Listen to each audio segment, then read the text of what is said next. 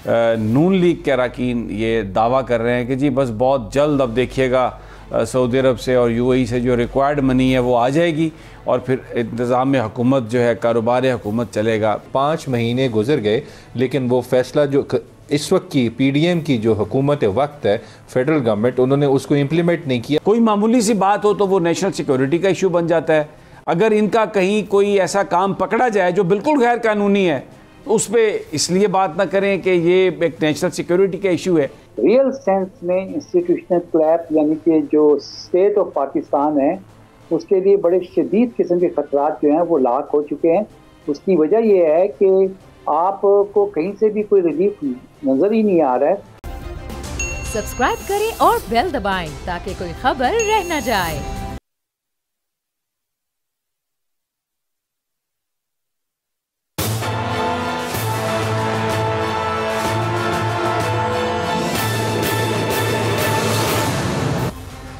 अस्सलाम वालेकुम नाज़रीन, मैं आपका मेज़बान समीम रहीम और आप देख रहे हैं प्रोग्राम तजिया।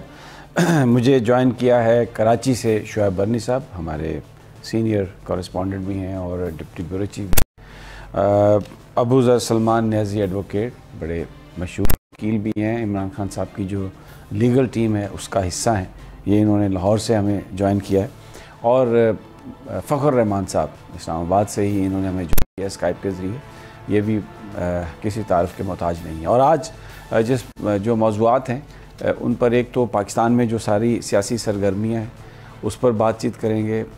तोशा खाना बुनियादी तौर पर वो जो उसका एक केस अपोजिशन ने यानी पंजाब असम्बली में अपोजिशन और कौमी असम्बली में जो हुकूमत है उन्होंने बनाने की कोशिश की है, किस हद तक कामयाब होंगे। जो नाअहल करवाना चाहते हैं इमरान खान को टेक्निकली, अबू ज़र उनसे हम ये सवाल करेंगे। इसके अलावा दूसरे लीगल जो मामलात हैं, पंजाब की जो नंबर गेम है उसका बड़े ट्विस्ट आ रहे हैं और आज एक बड़ी कामयाबी मिली है पीटीआई को। बिलाल वड़ाइच जो वज़ीर थे हमज़ा की काबीना के आज़ाद रुकन, उन्होंने इमरान खान के आज शायद साथ आ मिले हैं और परवेज़ इलाही को वोट देने की वो बात कर रहे हैं। कराची में क्या हो रहा है, एमक्यूएम के मुख्तलिफ धड़े और फिर जमात इस्लामी साथ, पीपल्स पार्टी क्या खिचड़ी पक रही है, करना क्या चाह रहे हैं, होगा क्या।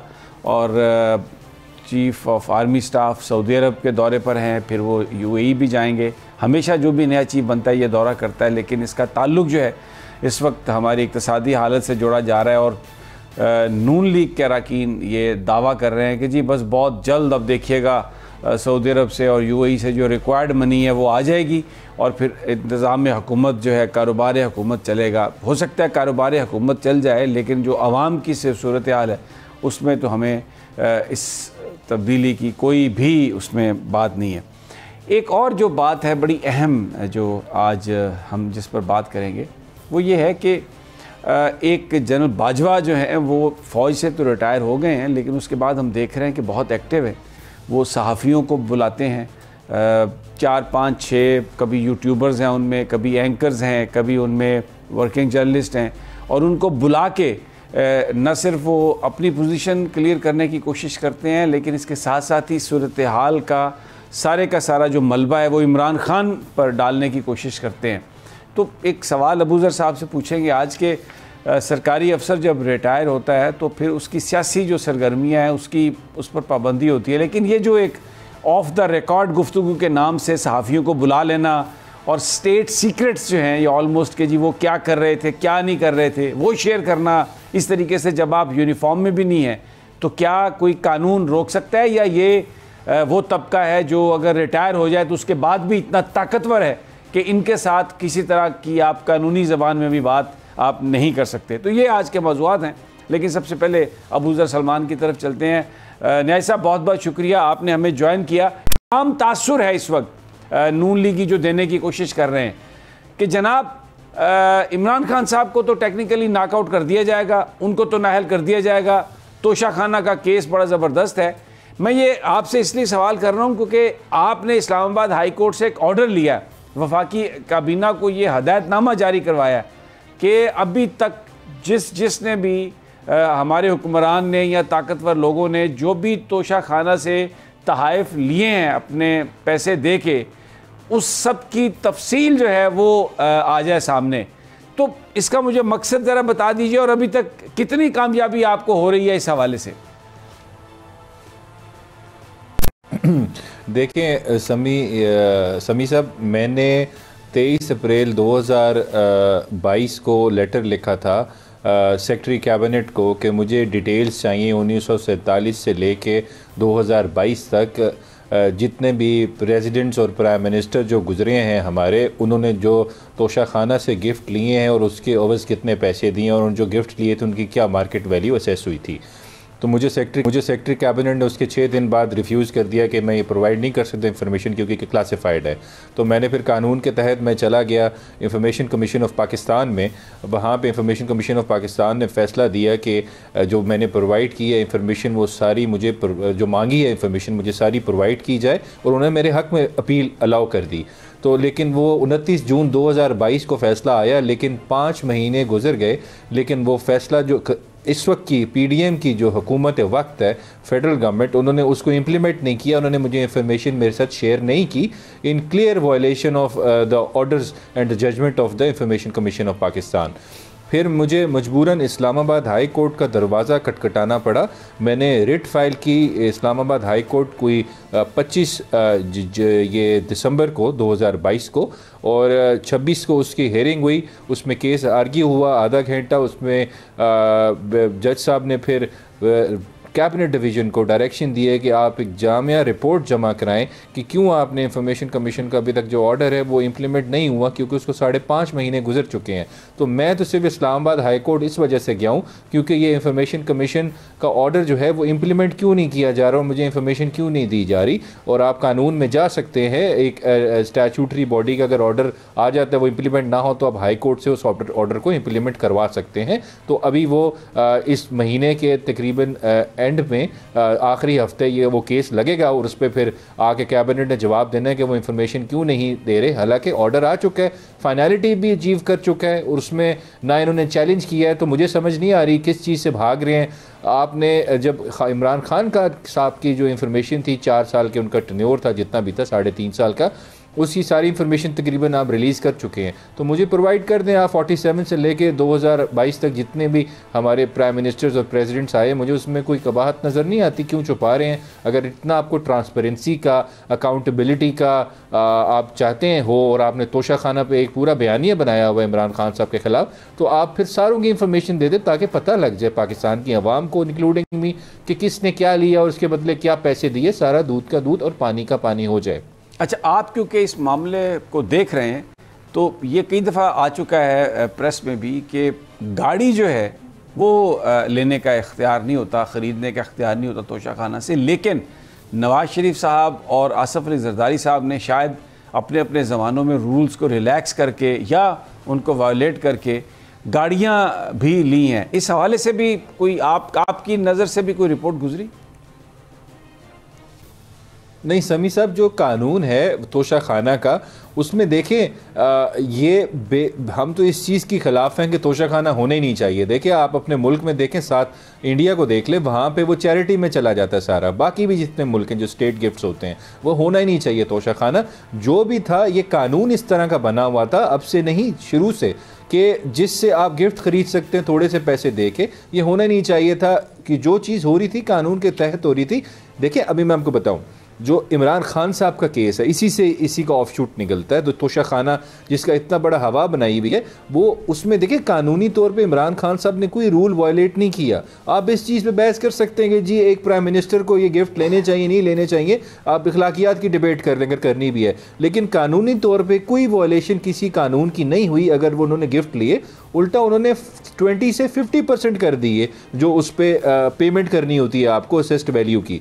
तो इस वजह से उन्होंने कोई वायलेशन नहीं की। फिर जो इलेक्शन कमीशन ने ये एक फ़ैसला दिया है, मेरे ख्याल से वो कानून इस मुल्क का जो है और आइन है उसके साथ मजाक है। अब मैं आपको बताता हूँ क्यों। देखें, हेयरिंग हो रही है खान साहब की डिस्क्वालिफिकेशन की, इलेक्शन कमीशन कर रहा है। अब सुप्रीम कोर्ट की जजमेंट कह चुकी है हनीफ अब्बासी केस में और उसके बाद राजा आमिर ज़मान केस में 2015 में और 2018 में, जो इलेक्शन कमीशन ऑफ पाकिस्तान है ये कोर्ट ऑफ लॉ नहीं है। और 62 और 63 में डिक्लेरेशन वही इंस्टीट्यूशन पास कर सकता है जो कोर्ट ऑफ लॉ है। तो इलेक्शन कमीशन के पास तो ज्यूरिसडिक्शन ही नहीं थी कि वो डिक्लेरेशन पास करे और इमरान खान साहब को डिसक्वालीफाई करे, और फिर डिसक्वालीफाई अच्छा 62(1)(f) के नीचे नहीं किया, 63(1)(p) के नीचे कर दिया। और 63(1)(p) के नीचे तो लिखा हुआ है अगर किसी कानून के तहत आप पहले डिस्क्वालीफाई हो फिर आप होंगे, और वो कानून तो एग्जिस्ट ही नहीं कर रहा था, कोई कानून ही नहीं था। तो बिल्कुल आइन की 62 शिक जो है और 63 उसकी गलत इंटरप्रिटेशन की इलेक्शन कमीशन ने। और उसके बाद सोने पे सुहागा ये था कि इन्होंने जो वो साथ नीचे सेशन कोर्ट में क्रिमिनल कंप्लेंट फाइल कर दी करप्ट प्रैक्टिसेस की। देखिए वो सेक्शन 137 में क्लियरली लिखा हुआ है कि 120 डेज के अंदर आपने करना है रिटर्न्स फाइल होने के, जो आपने एसेट्स के करने होते हैं इलेक्शन कमीशन में हर साल, और वो उसको गुजरे हुए 6 से 7 महीने हो गए थे। तो वहाँ भी एक कानून की वायलेशन है। तो अगर शुरू से लेके आखिर तक देखें इलेक्शन कमीशन ने जितनी प्रोसीडिंग्स की हैं ये सारी गैर आइनी थी, गैर कानूनी थी, और इसी वजह से लाहौर हाई कोर्ट ने और इसके ऊपर आपने देखा है कि जो ऑर्डर्स पास हुए हैं जितने इलेक्शन कमीशन जो कर रहे हैं सारों पे तकरीबन इंजंक्शंस उन्होंने पास कर चुका है। और अभी आखिर में मैं बता दूं, देखिए अभी जजमेंट आई है सुप्रीम कोर्ट ऑफ पाकिस्तान की फैसल वाडा के केस में, क्लियरली उसमें लिखा हुआ है कि आप election commission court of law नहीं है।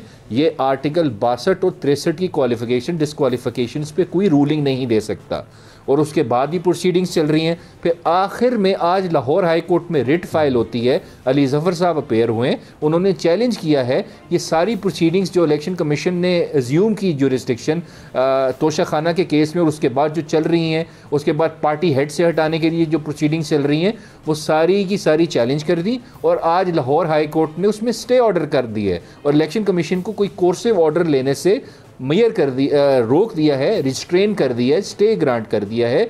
और अब लाहौर हाई कोर्ट ही डिसाइड करेगी हमारी जो सही, जिसको हम कोर्ट कह सकते हैं, जो आइन में जिसके बारे में लिखा हुआ है वो है हाई कोर्ट लाहौर की या सुप्रीम कोर्ट हमारी या बाकी प्रोविंशियल हाई कोर्ट्स। तो वो अब बताएंगे कि इलेक्शन कमीशन के पास पावर है कि नहीं है कि वो ये तोशाखाना केस चला भी सकते थे कि नहीं चला सकते थे। अच्छा, एक और मैं आपसे आपकी जो मौजूदगी है उससे फ़ायदा उठाते हुए, सरकारी अफसरान जब रिटायर हो जाते हैं तो कम से कम 2 साल तक वो पॉलिटिक्स में हिस्सा नहीं लेते। तसव्वुर ये किया जाता है अमूमी तौर पर कि वो किसी पार्टी को ज्वाइन नहीं कर सकते, कोई इलेक्शन नहीं लड़ सकते और कोई पॉलिटिकल एक्टिविटी में हिस्सा नहीं ले सकते। लेकिन यहाँ पर एक चीज़ हो रही है, जनरल बाजवा आर्मी के सरबराह थे, इमरान खान साहब उन पर इल्ज़ाम लगाते हैं कि एक साजिश के तहत उनको हटाया गया और जनरल बाजवा उसके एक मेन किरदार थे।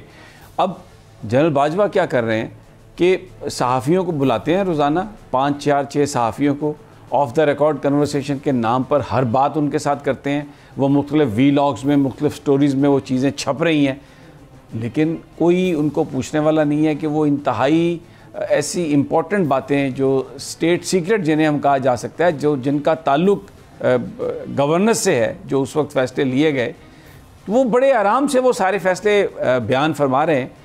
तो क्या इस चीज़ की कोई रुकावट हमारे कानून में नहीं है? ये बिल्कुल इसकी इजाज़त है इस तरह करने की, या बाजवा साहब अपने स्टेटस की, साबका स्टेटस की वजह से अभी भी अनटचेबल्स में है?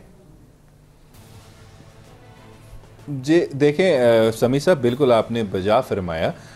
जो हमारे यहाँ सुप्रीम कोर्ट के जजेस हैं और जो आर्मी के जो हमारे रिटायर्ड आर्मी चीफ्स हैं और चीफ जस्टिस जो हैं एक्स हमारे, वो नॉर्मली जब रिटायर होते हैं तो वो 2 साल तक कोई मीडिया अपीयरेंस भी नहीं आते, उसके अलावा कोई पॉलिटिकल एक्टिविटी में भी इन्वॉल्व नहीं होते और कोई गवर्नमेंट की पोस्ट भी नहीं लेते। दिस इज़, मैं आपको ये एक प्रैक्टिस बता रहा हूँ और इसमें कानून में भी ममानियत है। अब जो आप कह रहे हैं कि बाजवा साहब जो इंटरव्यूज़ दे रहे हैं और उसमें डिफरेंट इंफॉर्मेशन दे रहे हैं कि जी ये कहा था इमरान खान साहब ने, इसने ये कहा था, ये सारी जो चीज़ें थ्रू थर्ड पर्सन प्रोवाइड कर रहे हैं, डायरेक्टली ख़ुद भी आके टीवी पे नहीं आ रहे, तो मेरे ख्याल से बिल्कुल आपने बिल्कुल ठीक नोट किया, ये इंतहाई गैर मुनासिब बात है। और उसके बाद जो इन्फॉर्मेशन बता रहे हैं, जैसे मैं आपको एग्जांपल देता हूँ, अभी मैं पढ़ रहा था जावेद चौधरी साहब का कॉलम, उसमें वो शहजाद अकबर साहब के बारे में एक उन्होंने बात की इमरान खान साहब को बकौल उनके, और कि जी उनकी हमारे पास एक वीडियो मौजूद है और इस तरह की कोई बात हुई। देखें, इससे 2 इश्यूज़ निकल रहे हैं। एक इशू तो ये निकल रहा है कि क्या आप उस वक्त वीडियो रिकॉर्डिंग कर रहे थे लोगों की आप क्या कर सकते थे? आपको आईन इजाज़त देता है इस मुल्क का, आपको कानून इजाज़त देता है इस मुल्क का? अगर जो आप कर रहे थे वो तो आप गैर कानूनी काम कर रहे थे, तो सबसे पहला क्वेश्चन तो आपके ओथ पे आता है कि आप अपना ओथ वायलेट कर रहे थे। तो इस वजह से एक तो ये, और प्लस आप चलें, आपकी एक इंस्टीट्यूशन का एक सीक्रेट था शायद, आप उसको भी साथ ब्रेक कर रहे हैं, आप वो भी ओपनली सारी चीज़ें बता रहे हैं। तो इस वजह से देखें, कानून किसी वजह से मना करता है पॉलिटिकल एक्टिविटी या इस तरह की एक्टिविटीज़ से इन्वॉल्व होने पे एक सरकारी अफसर को 2 साल की रिटायरमेंट तक। और इस वजह से मेरे ख्याल से अगर वो ये कर रहे हैं, और प्लस एक और चीज़ देखें, बाजवा साहब अब रिटायरमेंट के बाद इल्ज़ाम भी लगा रहे हैं लोगों पे, एलिगेशंस भी लगा रहे हैं। शायद वो जो कह रहे होंगे सच होगा, मैं ये नहीं कह रहा झूठ है, लेकिन जब तक वो कोर्ट ऑफ लॉ में चीज़ इस्टेब्लिश नहीं होती वो तो इल्ज़ाम ही होता है ना। अगर वो इल्ज़ाम लगा रहे हैं, अगर कल को आप गरीब होते हैं, मैं गरीब होता हूँ, या इमरान खान साहब गरीब होते हैं, वो उनके खिलाफ डेफेमेशन के केसेस भी फाइल कर सकते हैं। जी मेरे हद की इज़्ज़त हुई है, मुझे डिफेम किया गया है, मेरी जो इस्टीम है इन आइज़ ऑफ द पब्लिक वो आपने नीचे की है, लोअर की है। तो इस वजह से मेरे ख्याल से वो कानून एक तो लॉ जो वायलेट कर रहे हैं, दूसरा आप बता रहे थे, उसके अलावा वो कानून भी वायलेट कर रहे हैं जिससे दूसरों के प्राइवेट राइट्स अफेक्ट हो रहे हैं, दूसरों की डिग्निटी, दूसरों की प्रिवेसी के बारे में बात हो रही है। तो अदर पीपल जो उससे एग्रीव्ड हैं, they are well within their rights to file defamation case against Bajwa साहब after publications of these interviews जो मैं देख रहा हूँ, वो जो डिफरेंट जर्नलिस्ट को दे रहे हैं और उसके बाद वो पब्लिश हो रहे हैं, उसमें इल्ज़ाम तराशी का एलिमेंट मुझे नज़र आ रहा है। अगर वो है तो फिर वो हद के इज़्ज़त के केसेस, डेफेमेशन के केसेस भी उसमें से निकल सकते हैं बड़े आराम से। एक और बात है कि अब जो चाले भले हाजिर सर्विस हैं, भले रिटायर्ड हैं, वैसे तो वो कहा जाता है कि वन से फ़ौजी इज़ ऑलवेज ए फ़ौजी, रिटायर ये हो भी जाएं तो भी इनका अपने महकमे से बड़ा अच्छा ताल्लुक़ रहता है और ये उनकी जो गुफ्तगू है उसको वो आगे लेके चलते हैं। एक अजीब सी बात हमें आजकल सुनने को मिल रही है, और वो ये कि जी वो इमरान खान साहब बाजवा के बारे में बड़ी बातें कर रहे हैं, ख़त्म कर दें जी, अब वो चला गया, अब तो वो नहीं है, अब उसके बारे में बात की क्या ज़रूरत है, थोड़ा संभलें, अपने आप को संभालें। मतलब ये कुछ ऐसे लोग हैं जो ये पसंद ही नहीं करते कि इनकी जो भी इन्होंने एक्टिविटी की है उसको कभी आप मीडिया में डिस्कस करें। कोई मामूली सी बात हो तो वो नेशनल सिक्योरिटी का इशू बन जाता है। अगर इनका कहीं कोई ऐसा काम पकड़ा जाए जो बिल्कुल गैर कानूनी है तो उस पर इसलिए बात ना करें कि ये एक नेशनल सिक्योरिटी का इशू है। तो अबू ज़र, ये कब तक हम ये इस लिबादे में, इस ओढ़ में हम ये सब कुछ करते रहेंगे and then we get away with everything? देखें समी साहब, इसमें 2 चीज़ें हैं। देखें, क्या आप सर्विंग आर्मी ऑफिसर को क्रिटिसाइज़ कर सकते हैं, नहीं कर सकते? पहला सवाल तो ये है, ठीक है। देखें, आप फ़ौज के अंदर बगावत को इंसाइट नहीं कर सकते या आप सेडिशन को नहीं कर सकते इंसाइट, ठीक है। ये आपके मुल्क के कानून में लिखा हुआ है। और वो किस सिचुएशंस में होती है? अगर आप फॉर एग्जांपल कोई करप्शन का स्कैंडल एक्सपोज करते हैं तो वो बगावत नहीं होगी, या कोई पॉलिटिकल इंटरफेरेंस एक्सपोज करते हैं वो भी बगावत नहीं होगी। तो बगावत के एक सेट ऑफ सर्कमस्टांसेस में हो सकती है, बिल्कुल वो हो सकती है, उस पर सज़ा भी होती है, उस पर इन्वेस्टिगेशन, प्रोसिक्यूशन सब कुछ होता है, वो हो सकता है। हाँ, जहाँ तक अब मैं कानूनी बात कर रहा हूँ, जहाँ तक रिटायर्ड आर्मी ऑफिसर्स की बात है, लेकिन उसमें कहीं कानून में ममानियत नहीं है। आप अगर उनका आपको लगता है कोई पॉलिटिकल रोल था, उन्होंने अपने ओथ को वायलेट किया है, जैसे हम असगर खान केस में जनरल असलम बेग और उस वक्त की जो हमारी सारी इस्टेब्लिशमेंट थी उनको हम क्रिटिसाइज़ करते हैं, हालांकि मैं नहीं करता, उसमें सुप्रीम कोर्ट की जजमेंट है, पूरा सुप्रीम कोर्ट के एक बेंच ने उसमें बताया हुआ है, क्रिटिसाइज़ किया हुआ है, उल्टा उनको कहा है इनके खिलाफ FIA इनको प्रोसिक्यूट करे, इनके खिलाफ पूरी प्रोसीडिंग्स हों, क्योंकि उन्होंने अपना ओथ वायलेट किया और उसके खिलाफ वो करप्ट प्रैक्टिसेस में इन्वॉल्व थे। इस वजह से आप बड़ी इंपॉर्टेंट हैं, लेकिन मैं माफ़ी चाहता हूँ, मुझे आपको टोकना पड़ेगा क्योंकि एक ब्रेक का वक्त हो गया। नाजरीन, हम यहाँ पर एक ब्रेक लेते हैं और वापस आकर इसी इशू को मैं चाहूँगा थोड़ा सा अबू ज़र मज़ीद एक्सप्लेन कर दें, क्योंकि ये बहुत सारी हमारे यहाँ मिथ्स बनी हुई हैं। और अगर कोई आदमी, कोई इंडिविजुअल, उसका कोई काम गलत है, कहीं पर वो अपने चीज़ों को, अपनी हदूद को क्रॉस कर रहा है, तो जो ताकतवर इदारे हैं उनके लोग एडवांटेज लेते हैं अपने इदारे की ताकत का और बिल्कुल भी इजाज़त नहीं देते कि कोई उनके बारे में बात करे। लेकिन ये सब एक छोटे से वक्फे के बाद।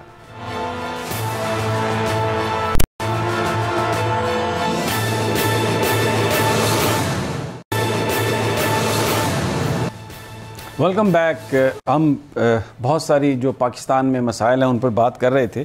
तो अभी अमेरिका से एक हमारे दोस्त, उन्होंने जब वो प्रोग्राम देख रहे थे, बीच में उन्होंने एक सवाल किया, वेरी इंपॉर्टेंट, जो मैं अबूज़र साहब से करना चाहूँगा। अबूज़र साहब, ये तोशा खाना के मौजू पर वापस जाते हुए कि बड़ी इस पर सियासतदानों के हवाले से बातें हुई हैं, लेकिन तहाइफ तो सब लोगों को मिलते हैं और हमारे जो साबका सरबराहान है फ़ौज के, उनके तो बारे में बताया जाता है बड़ा उनका इन्फ्लुएंस, और वो अमूमी तौर पर हम सुनते हैं सऊदी अरब से पैसे उन्होंने दिलवाए, यूएई से पैसे उन्होंने दिलवाए, उससे पैसे उन्होंने दिलवाए। तो इसका मतलब है कि फिर तहाइफ भी बहुत बड़े बड़े मिलते होंगे। तो उनकी भी तफसील आपने मांगी है? ये जो हुक्म आया है जिसको ये मानने से फेडरल गवर्नमेंट इनकारी है और आपको कोई चीज़ नहीं मिल रही, तो उन तफसीलात में जो पाक फ़ौज के जो साबिक सरबराहान हैं उनके जो गिफ्ट उन्हें मिले और वो ले गए वहाँ से, उसकी भी तफसीलात शामिल हैं? देखें समी साहब, ये इस तरह कुछ शामिल हैं कि हमने क्योंकि प्रेसिडेंट्स और प्राइम मिनिस्टर्स दोनों की मांगी हैं, तो इसमें फिर जनरल अयूब खान भी आ जाते हैं, फिर इसके अंदर याया खान भी आ जाते हैं, उसके अलावा ज़ियाउल हक साहब भी आ जाते हैं, जनरल परवेज़ मुशर्रफ भी आते हैं। नहीं, लेकिन तो और भी तो बहुत सारे हैं जो जाते हैं, प्राइम मिनिस्टर्स की हद तक मांगा है जी, जो बतौर सरबराह जाते हैं, दौरे करते हैं, उनको भी तो गिफ्ट्स मिलते होंगे, तो पता चले कौम को कि क्या उन्होंने भी कोई वसूल किए। जी बिल्कुल। देखें मैं आपको जी देखें, हमने तो जो 8 महीने पहले प्रोसेस स्टार्ट किया था उसमें इन 2 ऑफिसेस तक लिमिटेड रखा था, लेकिन आपका ये सवाल बिल्कुल जायज़ है। देखें, मैं आपको आर्टिकल 19 से है आइन का, वो कहता है राइट टू इंफॉर्मेशन आपका मैटर्स ऑफ पब्लिक इंपॉर्टेंस। अब इसमें जो मैटर्स ऑफ पब्लिक इंपॉर्टेंस का अगर कोई भी चीज़ है, कोई भी ऑफिस होगा आपके मुल्क का जो सबसे बड़ा ऑफिस कंसिडर किया जाएगा, ब्रोक्रेसी का होगा, मिलिट्री ब्रोक्रेसी का होगा, जुडिशरी का होगा, या आपकी कैबिनेट होगी, प्राइम मिनिस्टर होगा, प्रेसिडेंट होगा, वो उसके अंदर फॉल करेगा। सो राइट टू इंफॉर्मेशन में वो फॉल करेगा, और मेरे ख्याल से ये आपको एक वेबसाइट पे वैसे ही पब्लिश कर देना चाहिए कि जी इस बंदे ने ये गिफ्ट लिया है, ये रिकॉर्ड अवेलेबल होना चाहिए। अगर आप चाहते हैं आपके मुल्क में अगर जमहूरियत जो है वो सही तरह हो, for the people, of the people, by the people वाली डेमोक्रेसी, जिसमें फ्रीडम ऑफ स्पीच और फ्रीडम ऑफ इंफॉर्मेशन होती है, तो ये सारी इंफॉर्मेशन पब्लिक की जानी चाहिए, बिल्कुल होनी चाहिए। आप बिल्कुल ठीक कह रहे हैं। फ़खर, आपने सारी गुफ्तगू सुनी। सबसे पहले तो मैं आपसे आपके सब्र की दाद दूंगा, आप इतना अलर्ट होकर बैठे हैं और आपने पूरा टाइम दिया। ये बयान फरमाइए कि ये तोशा खाना और ये सियासतदानों की करप्शन की कहानियाँ हम सुनते हैं, कभी एक ग्रुप को इस्तेमाल किया, कभी दूसरे को इस्तेमाल किया, और फिर आखिर में आके ये कहा, हमेशा से अभी भी यही कहा जा रहा है, मैं जिस सहाफ़ी से भी बात करता हूँ जो जनरल बाजवा से मिल के आ रहा है या और बहुत सारे लोगों से जिनकी मुलाकात होती है, कि जी हमें कुछ ना कहें, आप सियासत पे बात करें, ये महंगाई पे बात करें, आप सियासतदानों के फेलियर्स पे बात करें। भाई, सियासतदानों के फेलियर्स पर बात कैसे मुकम्मल हो सकती है अगर हम उसमें आपने जो साजिशें की अगर उसका जिक्र ना करें? जिस तरह हुकूमतों को गिराया, बनाया और फिर वेट करके लोगों को इलेक्शन लड़वा के अपने क्रोनीज़ को आपने ज़बरदस्ती मुसल्लत किया इलेक्टेबल्स के नाम पर, और हमेशा जो हुक्मरान थे या उनको ब्लैकमेल किया या फांसी पे चढ़ा दिया या गोली मार दी। तो अगर आपका जिक्र ना करें तो कैसे ये सब कहानी मुकम्मल होगी फ़खर रहमान?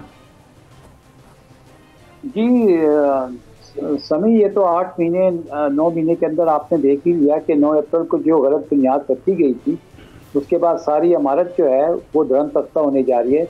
यानी कि मुल्क की माशी आदत देख लें, मुल्क के जो इंस्टीट्यूशंस हैं उनकी आदत देख लें, और इस सारी सूरत हाल का जो आम आदमी के जहन में जो तस्वुर किया है और उसको जो इम्प्रेशन मिला है, उससे उसको यही लग रहा है कि इस मुल्क के अंदर कानून की हाकिमियत या कानून की बालादस्ती इस नाम की कोई चीज़ है ही नहीं। माइट इज़ राइट, जिसकी लाठी उसकी भैंस का एक निज़ाम जो है वो इस वक्त राइज है।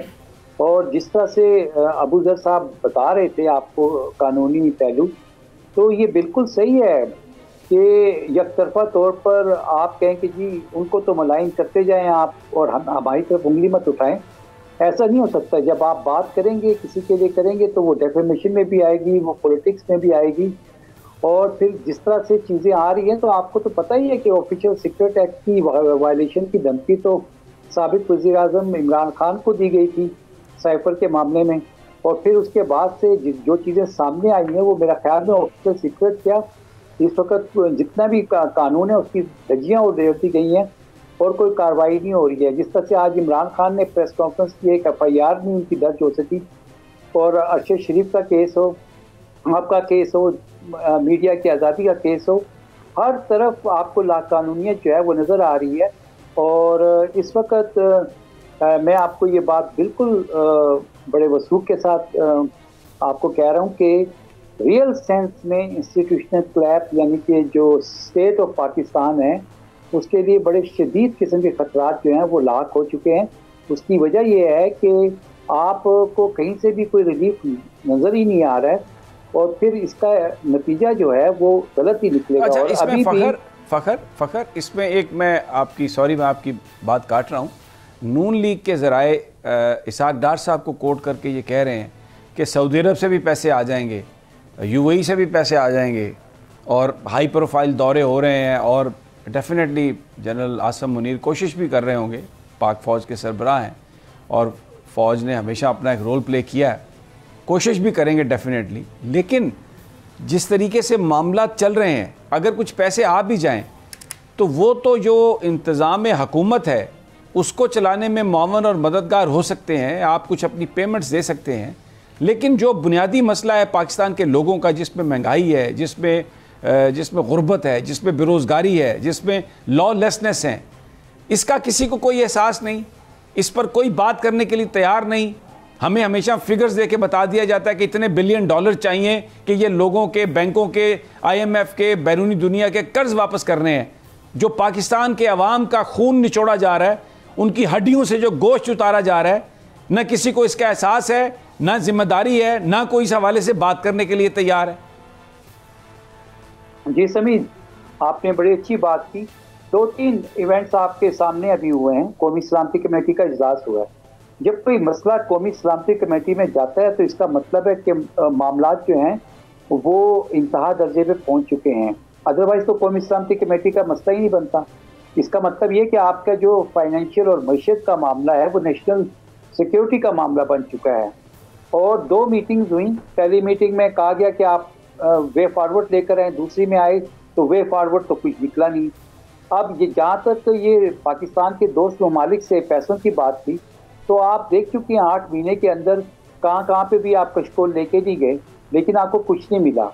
तो अब तो हुकूमत ने जिस तरह से इकदाम का ऐलान किया था और ताजिरों ने जिस तरह से उसके ऊपर रद्द-ए-अमल शो किया है, तो रिट ऑफ द गवर्नमेंट तो ख़त्म हो चुकी है। ठीक। और अब अगर सारे मामला जो हैं वो आर्मी चीफ में जाके करने हैं, तो फिर मौजूदा जो सेटअप है मेरे ख्याल में उसको मजीद बरकरार रखने की कोई जरूरत नहीं है। बिल्कुल ठीक है। मुझे ब्रेक पर जाना है फ़खर, मुझे ब्रेक पर जाना है। और बड़ी खूबसूरत बात कही एक दोस्त ने, उसने कहा कि ये सब एक तरफ है, इन सब से मिलकर मुल्क चलता नहीं।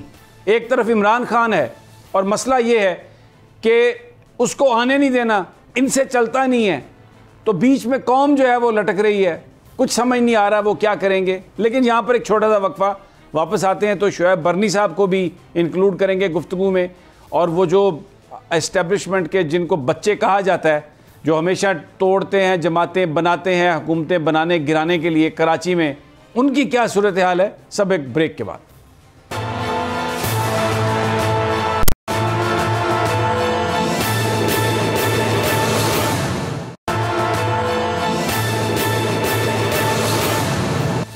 वेलकम बैक नाजरीन।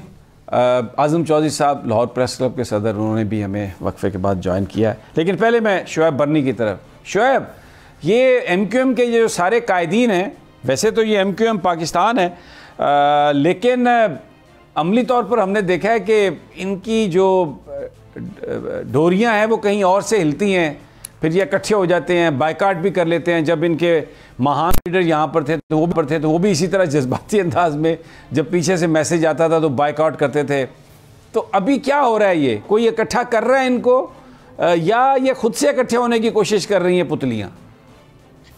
देखिए समी साहब, पाकिस्तान तहरीक इंसाफ के वोट बैंक को देखते हुए इस वक्त पाकिस्तान की जो मुत्तहिदा कौमी मूवमेंट है, जो कि हैदराबाद से चल रही है, इसके साथ जो डॉक्टर फारूक सत्तार हैं जो PIB कॉलोनी से अपने दफ्तर को चला रहे हैं, और इसके साथ साथ पाक सरजमीन पार्टी जो कि पाकिस्तान हाउस से चल रही है, वो तीनों एक होने जा रहे हैं। लेकिन अभी भी इनकी टर्म्स एंड कंडीशन फाइनलाइज नहीं हो सकी हैं। अलबत्ता आफाक अहमद जो कि महाजिर कौमी मूवमेंट के हैं, उन्होंने अपना दो टोक मौक़िफ़ दे दिया है। उन्होंने कहा है कि अगर मुझसे बात करनी है इस मिलाप से मुताल्लिक तो मैं तैयार नहीं हूँ, वैसे गवर्नर सिंध मेरे घर 100 मरतबा आए, मैं उनसे बात करूँगा। गवर्नर सिंध जब कामरान टिसोरी बने थे तो वो यही महाज लेके गवर्नरशिप पे आए थे कि MQM के जो धड़े मुख्तलिफ हुए हैं, जिसके वजह से कराची का वोटर नाराज होकर घरों पर बैठा हुआ है। एक वोटर तो वो है जो कि हेलो पे चलता था, एक वोटर वो है जो कि कराची में वोट डालने के लिए अब पोलिंग स्टेशन नहीं आता, उर्दू स्पीकिंग वोटर बड़ी तादाद में है या जो MQM का सपोर्टर और हमदर्द है, जिसकी वजह से अब जो पिछले कराची में बाई इलेक्शंस हो रहे हैं उसमें देखने में आ रहा है कि अगर पाक सरजमीन पार्टी, MQM पाकिस्तान और महाजिर कौमी मूवमेंट तीनों के वोट बैंक को भी मिला लें तो वो PTI के 50% वोट बैंक के करीब भी नहीं पहुंच पा रहे। तो इसी वजह से ये काम करने में देखने में आया है कि पाकिस्तान तहरीक इंसाफ, क्योंकि जिस तरह से कराची में वोट ले गई है उसको किस तरह से रोका जाए और किस तरह से फिर MQM की मेयरशिप हासिल की जाए, क्योंकि कराची, मीरपुर खास, हैदराबाद, ये 3 ऐसे जगहें, शहरें थीं जहाँ पे MQM के जो होते थे मेयर या जो नाजिम होते थे वो मुकर्रर होते थे। लेकिन MQM के हाथ से ये सूरत हाल तमाम निकली जब MQM का ऑपरेशन चेंज हुआ। इस वक्त MQM की कोशिश यही है कि खालिद मकबूल सिद्दीकी किसी तरह से अनीस कायम खानी, फारूक सत्तार को मिलाएं और इसके साथ मुस्तफ़ा कमाल को मिलाएं और MQM का जो वोट बैंक डिस्पर्स हुआ है मुख्तलिफ सियासी जमातों में उसको यकजा करें। लेकिन कराची में अभी भी MQM का एक ऐसा वोटर्स का बैंक है जो बड़ी तादाद में इन तीनों के मिलाप के बावजूद भी इनको वोट देने को तैयार दिखाई नहीं देता।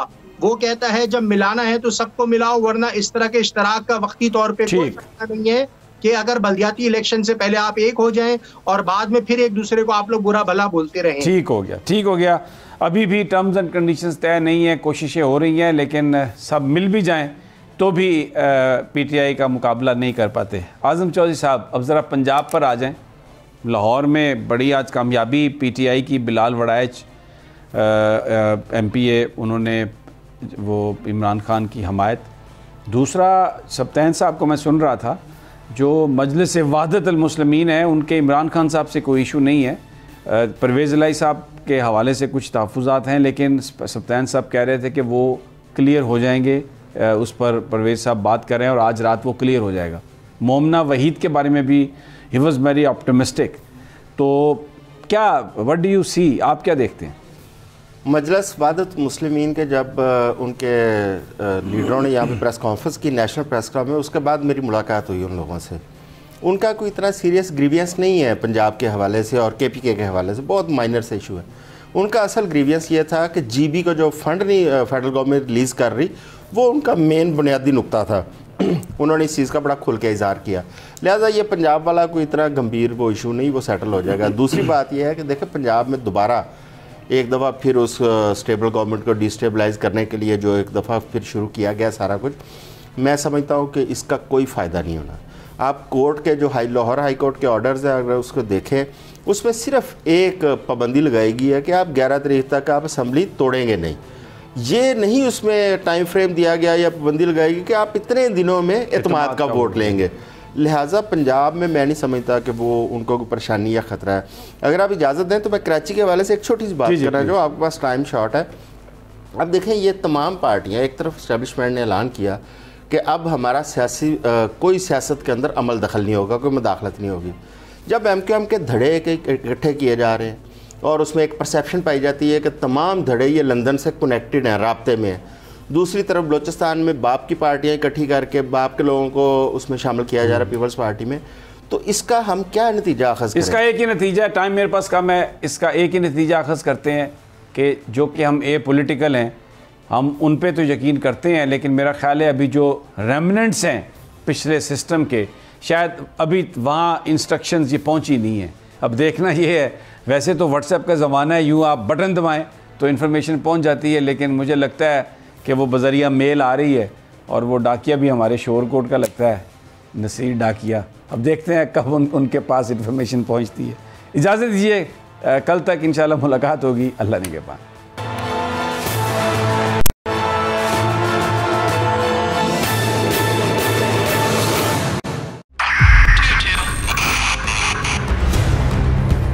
2022 बहुत सारे तोहफे भी देके गया पाकिस्तान की आवाम को। पाकिस्तान की आवाम को एक तोहफा ये दिया कि आवाम को पता चल गया कि पाकिस्तान का मीडिया क्या है। हक और सच का सफर साल 2022 में बोल रहा नंबर 1। हमने बहुत सारे शोज और ट्रांसमिशंस की, पूरा साल मुसलसल जदोजहद में निकल गया कि ये वोट ऑफ कॉन्फिडेंस के पीछे कौन लोग थे।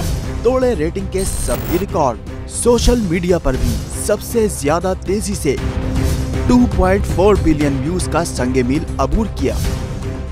एंकर्स को भी आवाम में सबसे ज्यादा मकबूलियत मिली और सोशल मीडिया पर भी बोल रहा सब पर भारी। सब्सक्राइब करें और बेल दबाएं ताकि कोई खबर रह न जाए।